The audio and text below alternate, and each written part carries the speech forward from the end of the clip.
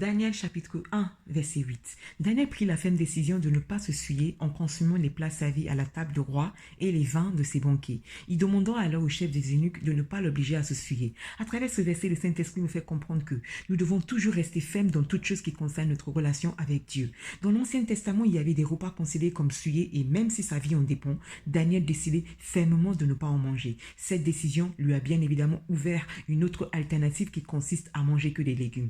Nous, les nouvelles générations, nous devons s'inspirer du comportement de Daniel en refusant également avec fermeté toute chose qui suivra notre corps et nous empêchera bien évidemment d'être proches de Dieu. Comme Jésus-Christ l'avait très bien dit dans Matthieu chapitre 15 verset 19, ces choses viennent du cœur, c'est-à-dire les mauvaises pensées, les meurtres, les adultères, les impudicités, les vols, les faux témoignages et bien évidemment les calomnies. Si nous ne dominons pas sur toutes ces choses, nous ne pouvons pas avoir des relations avec notre Dieu. Et c'est bien ces choses qui vont nous empêcher d'être encore plus proches de Dieu. Donc, c'est pourquoi il faudra résister le diable et il fuira loin de nous. Ce n'est pas moi qui l'a dit, c'est marqué dans Jacques chapitre 4 verset 7. Comme Daniel, nous avons d'autres alternatives, ce qui consiste à éviter de se mettre dans des situations remplies de toutes ces choses. Par exemple, au lieu de penser du mal à quelqu'un, il faudra penser du bien à cette personne. Au lieu de tuer quelqu'un, il faudra consacrer notre temps à aider les autres. Au lieu de mener une vie d'adultère ou même d'impudicité, soyons mariés. Au lieu de voler, travaillons. Au lieu de commettre des faux témoignages et la calomnie,